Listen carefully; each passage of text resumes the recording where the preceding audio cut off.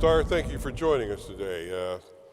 You've had quite an arrival on the national scene, starting out saying, running ads against the Trump administration at great expense, and then saying you weren't going to be a candidate for president, and then calling for Mr. Trump's impeachment, and now you've come on and you've decided to run. So what was the turning point in your decision, and why, as you were always described as a billionaire businessman, are you so against the Trump administration and their tax cuts, trillion-dollar tax cuts and things like that?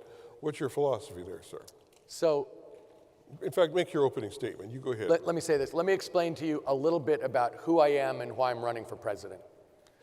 So I'm running for president because I believe that we have a failed government in Washington, D.C., and that there has been a corporate takeover of that government, that they've basically bought the government. So that all of the things that we want, things like health care as a right for Americans, the kind of education system that our children deserve, a living wage for Americans, clean air and clean water, we're not getting any of that until we break the corporate stranglehold. That's why I'm running for president, is to break down that hostile corporate takeover of our government. And let me tell you a little bit about who I am, because as Vernon said, when I see myself described in the press, I sometimes think my first name is billionaire. But actually, my mother was a teacher who taught in the New York public schools and in the Brooklyn House of Detention. And my father was the first generation in his family to go to college. He became a lawyer. He stopped his law practice in order to go into the Navy in World War II, and he prosecuted the Nazis at Nuremberg. So I built a business from scratch over 27 years, and then I gave it up. I took the giving pledge, and for the last 10 years, I've been building coalitions of ordinary American citizens to take on unchecked corporate power, and we've been winning. Look, I've taken on the oil companies and beaten them. I've taken on the tobacco companies and beaten them. I've taken on the drug companies and beaten them. And my first partner has always been organized labor. My best partner has always been organized labor, and as I like to say, my last partner will be organized labor. In addition, I don't know if you guys know this, but I was the only person, along with 7 national labor unions, including the AFL, who started something called For Our Future, which in 2016 knocked on 15 million doors. In 2018, knocked on over 10 million doors together. So I have partnered with labor at every single step of what I've done politically for the last 10 years, and we've been winning. And let me say this. I know that this is going to come down to the economy. Who do people trust to beat Mr. Trump and create a shared prosperity for everybody?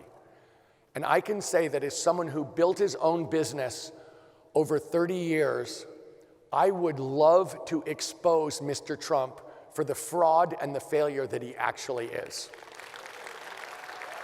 Look, he was a fake businessman. He was a fraud and a failure as a businessman. I'd love to expose him on that. He is a fraud and a failure as president, too, when it comes to working people. If you look at what he's actually done, his tax plan was over $1 trillion giveaway to the richest Americans and to corporations. It was an abomination. If you look at his trade policy is actually killing American jobs, hurting American farmers, and failing. He is a failure as a steward of the economy, and he is a failure as a representative of American working people. So, look, over the last 10 years, in conjunction with organized labor, I have put more than $100 million personally into working for the labor movement and side by side with the labor movement. When people come up here and say, you know, that they're on your side, take a look and see what I've actually done. See if I've told the truth in the past, see if I've been on the right side, and see what I am promising to do in the future. Because as far as I'm concerned, the arms and legs of the Democratic Party are the labor movement. I know that, I've known that forever. If we're going to take back this country, if we're going to beat these corporations, if we're going to get working people to be represented fairly, the heart of that is going to be the labor movement, and I'm going to support it every single step. Mr. Steyer, let's start by having you tell us about your personal experience with organized labor, and how would you describe what you've done in your lifetime to help workers join unions for a better life? And please give us some specifics. Well, I'll give you some specifics of some of the actions that I've worked for in California that I think represent what I think needs to happen going forward, where I can say that what we did worked and succeeded. I mean, one of the propositions that I personally pushed was to close a $1 billion corporate tax loophole in California and take the money and use it to rebuild the public schools and to make sure that the work that did that rebuilding was organized labor. There was comparable wages, particularly, that created tens of thousands of jobs. And when I did that, I did it in conjunction. It was a proposition on the ballot, and I did it in conjunction with two other propositions. One was a rise in the personal income tax for the highest earners in California, and the other to get back so we could actually have a government that was solvent, which we didn't have up to then. And the second was to defeat a proposition from right-wing people that were trying to take away the right of organized labor to act politically. All three of those propositions we did together. We had one door hanging when we went door to door. If you leave a door hanging, it included all three propositions. We actually organized our door-to-door operations together, and we won all three propositions. So when you talk, we were trying to undo unfairness by raising income tax on the highest earning Californians. Okay, boom. Trying to preserve the rights of organized labor and unions to be effective politically. Boom. And trying to close a corporate tax loophole and use it for the public schools, and particularly to make that work through organized labor. Boom. So when you talk about what do I believe in, there's an example not of something I'm talking about. Those all three passed. I worked on a proposition, and that was one where it was really me. I worked on a proposition in California, in Los Angeles, to build basically a subway system, public transportation in Los Angeles. Created over 450,000 union jobs. Is about what we're talking about doing, and that passed. And it involved raising sales taxes in the county of Los Angeles. What I'm talking about doing is rebuilding America. We have to do this. And I'm not just talking about it. We've been succeeding at this. We can win this. We've been winning this.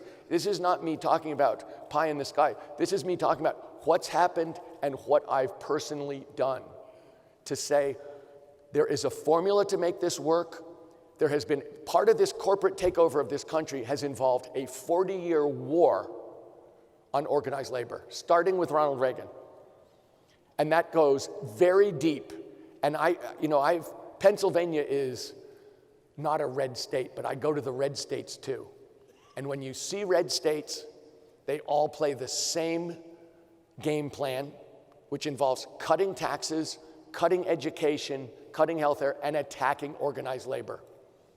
And I can tell you, we can beat that, but we're going to have to call out and break this corporate stranglehold on our democracy in order to get the rights of working people respected. We've in fact witnessed the largest redistribution of wealth in our nation's history. The richest 1% of Americans own 40% of the country's wealth. Working families are struggling. They're working harder than ever, but their paychecks are not growing commensurately. Unions help level the playing field for working families by giving workers a voice on their jobs. They're able to advocate for family-sustaining wages, benefits, safe working conditions, and pay equity. If you're elected, how will you help strengthen labor unions and rebuild the middle class in this country?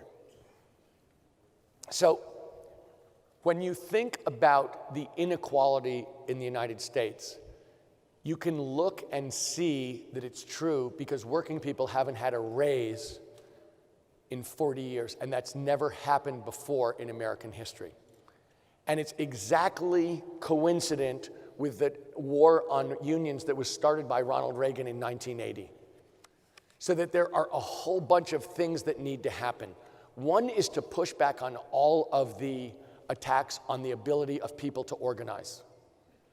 You know, so the right to work states, the fact that minimum wages haven't kept up with inflation, all of the laws that they've changed over time to prevent working people from being able to negotiate successfully against big corporations. I always say to people, why don't you go in and negotiate your wages with Walmart? See how that goes. Because you have no chance. You have literally no chance. And the other thing you should know about Walmart is the employees of Walmart get $6 billion a year of food stamps.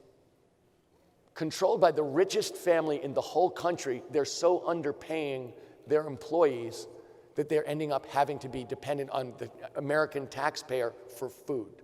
So when we talk about rebuilding equity and equality in the United States, it starts with the union movement. It goes to undoing the tax cuts that have been pushed through by Republicans for decades.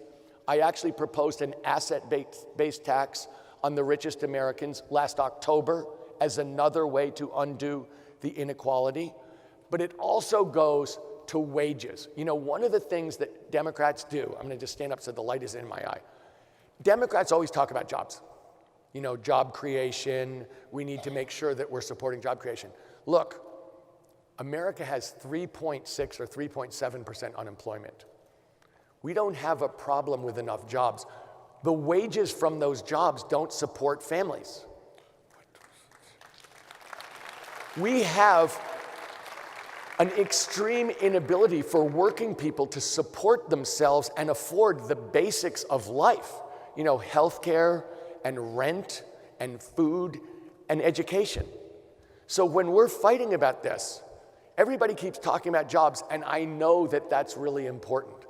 But I also know that the question here is not, do we have enough money in the United States?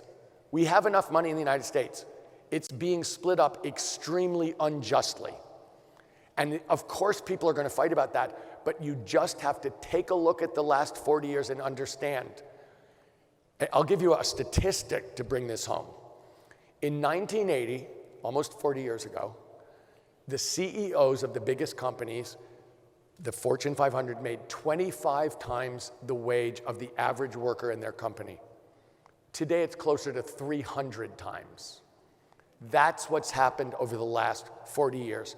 We've made a lot more money as a country, but it's only gone to one place. And the question is not just how do we redo the tax system? Yes. Not just how do we make sure that people can negotiate and organize and represent themselves? Yes. We also have to make sure the wages really move. And that's incumbent on us. If this is actually going to work, it's incumbent on us to move to a living wage. Recently, the largest oil refinery on the East Coast closed down here in Philadelphia.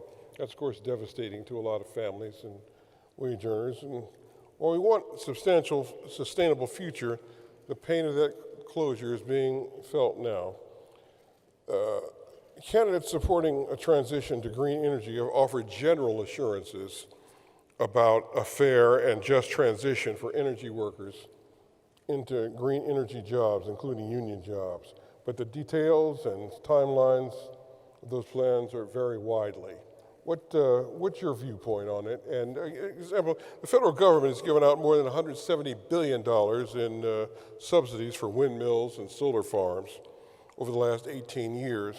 Carbon capture technologies are largely ignored, but they are vital for many workers. So in summary, your message to the millions of workers in the energy sector who care about their communities and the climate as well. And I think any aspiring president deserves to give a few clear answers. I completely agree, Vernon. Because let's talk about a couple of values here. One is we need to make sure that people earn a living wage, that the jobs we create are organized jobs to make sure people being treated fairly. And the second question is we also need to make sure that in the future we have a sustainable planet and a sustainable economy for our kids. And so the question is, how do you put those two together? And I can say this. In the past, there has been this sense, and people are scared to death about giving up a real job in an oil refinery, as you're talking about, for a hypothetical job in a green future that A, may never happen, and B, may not pay anything like the same amount of money and not go to the same person. So people are understandably very scared about that so-called just transition. So let me talk about what I'm actually talking about doing. One is, I, on the first day of my presidency, would start to change the rules about building codes. I'd start to change the rules about how energy is generated, and I would start to really insist that we, in an emergency fashion, based on the emergency power of the president, start to rebuild America. So what does that mean? That means building codes means people going into buildings who are construction workers and doing work. In terms of energy, it means rebuilding the grid, which means electricians going there and rebuilding the grid. In terms of clean water, it means people redoing the pipes so we have safe water for people to drink. The number of jobs, and I would insist they be union jobs, that we would create would be multiples. The question here is, are they union jobs? I give you my word, I would make sure they were. Are they going to go to this? Are they going to be well paid and throughout the communities? If you're going to rebuild America, they're going everywhere. But the last question is, how do you take care of people to make sure that individual people, that we don't do this transition on the back of workers?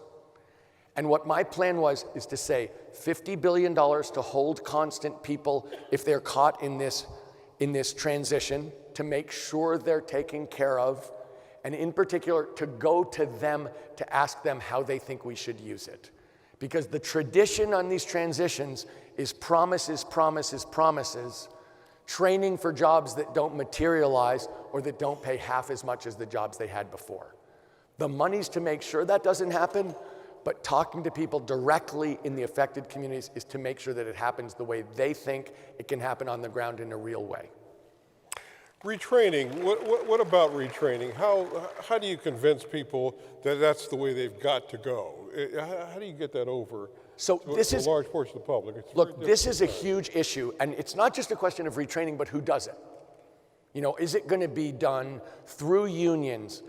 Look, there is going to be transitions in this country, and it's broader just than, refinery jobs. There are going to be transitions. The question is the government going to go and make sure that specific people are trained for the new jobs? Look, we're going to create millions and millions of skilled labor jobs. No, we will create millions. The question is, will we make it possible for people who are worried about their jobs in oil refineries to be at the front of the line for those jobs? Because otherwise you're making a promise that you're not living up to.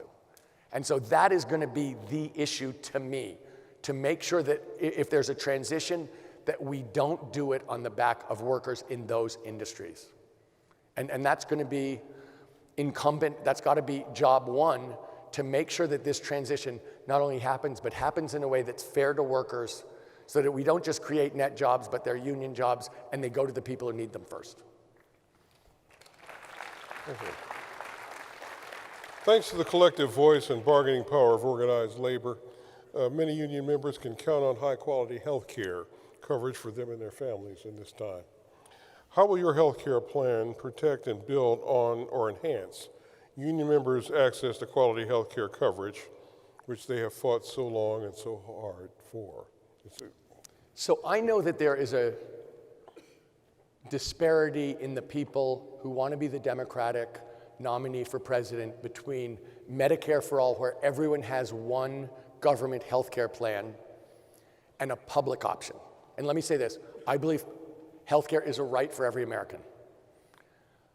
I'm actually one of the people who's for a public option because I don't believe you should tell 150 million Americans who have organized and negotiated that their health care be part of their compensation that they have to give that up and go into Medicare for all. I believe in a free society, people get to choose. Now, how does that actually look? I want the government to use its clout in a public option to beat down prices. We do have a healthcare crisis that's built around the fact that healthcare costs twice as much here as it does in any other advanced country. We pay $300 for the same amount of insulin that people in Canada pay $30 for. We pay 10 times for the exact same drug that's not a new drug, that's been around for 80 years, that tens of millions of Americans need, because the drug companies have so much control of our government. That is something, look, I've taken on these drug companies. Just on transparency, they control the government of the United States. We have to change that. But my point on this is, I want to use the government to break the costs of the drug companies and the insurance companies and the monopoly hospitals so that people can choose the public option, so that labor unions can decide whether it's a better deal for them to move, but they make the choice. My attitude is let unions choose what's best for unions. Don't tell people in terms of their health care, I know better than you about your life. What your views, your political views you've been expressing are so opposite from the orthodoxy of people who are considered millionaires and billionaires. What was the tipping point for you? So if I was describing my family, in my family, what I'm talking about now would be considered completely normal. My going into business was the strange part of my family. I mean, I think they were bewildered at what I was thinking about. So actually, look, I have 4 kids. I would like to believe I'm pretty religious.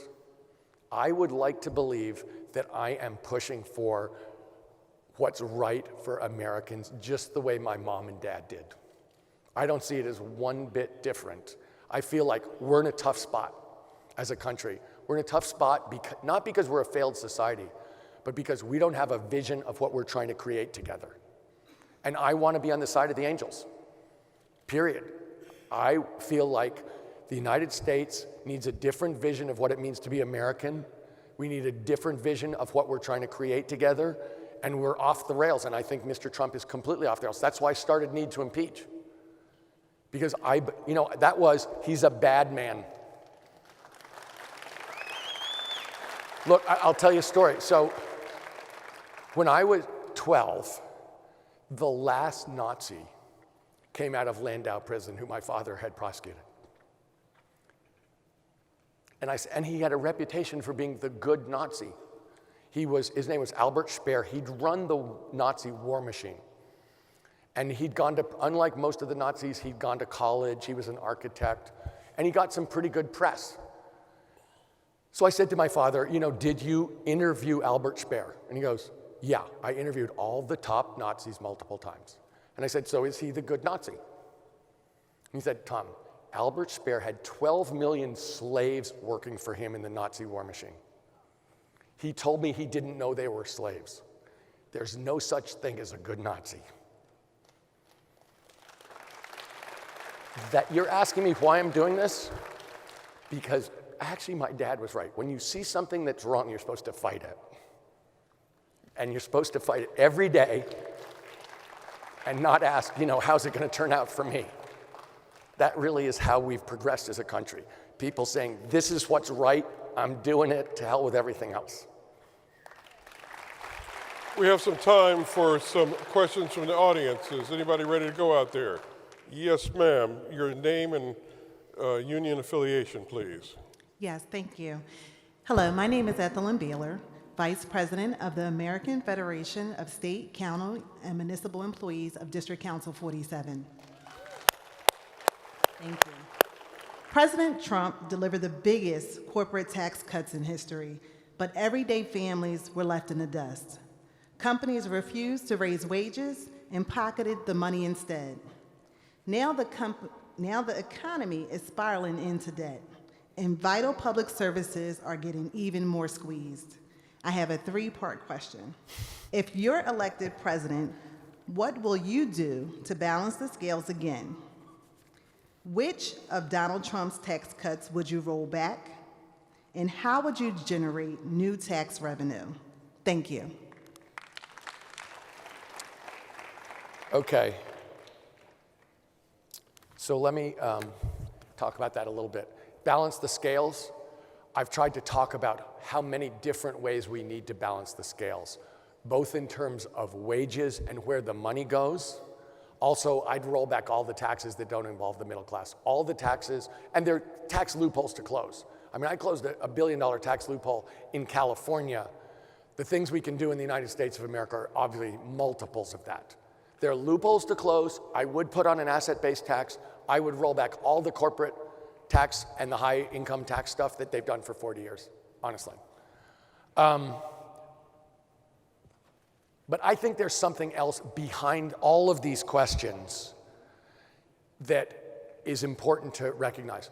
Look, one of the things about that corporate tax cut of $1.2 trillion under the Trump administration was the promise that it would trickle down to everybody else, and it hasn't. But we should have known that was a lie, because it's never trickled down one time in the last 40 years, which is why people haven't had a raise for 40 years. And I want to, look, I understand the private sector. I've worked in the private sector. I know those people. So I want to tell you one story about how to think about those promises from corporations about how they're going to do the right thing.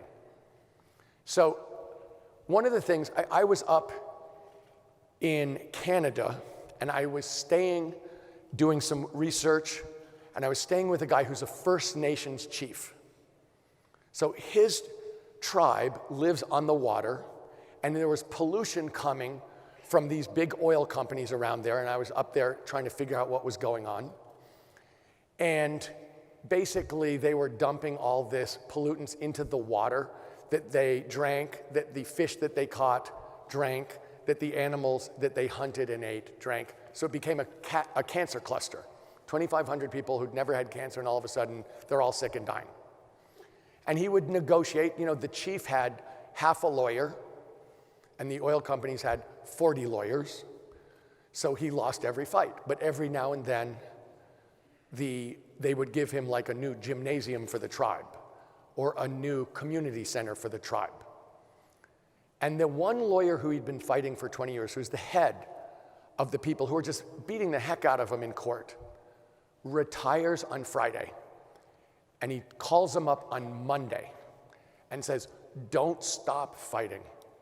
You're the only thing standing between your tribe and extinction." So he knew exactly what he was doing. And he knew he was taking the money to do it. So when corporations tell me that they have a broader view than their bottom line, you know, when you hear them say we need a $1.2 trillion tax cut, but we intend to share it, I'm like, I don't think so.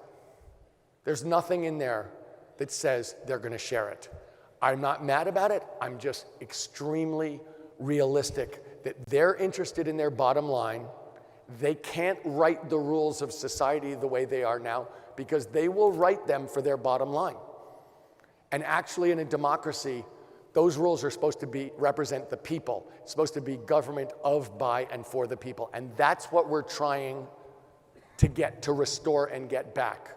So when I think about, equity and restoring it and what it's going to take, I think of that story because I know no matter what they say, even if they're people of goodwill, actually what they're going to do is act in their own self-interest. And we're unrealistic, sentimental people to think they do anything else because that's what they're paid to do, and that's what they're going to do.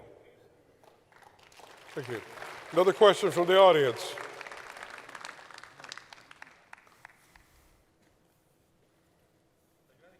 Another question from the audience?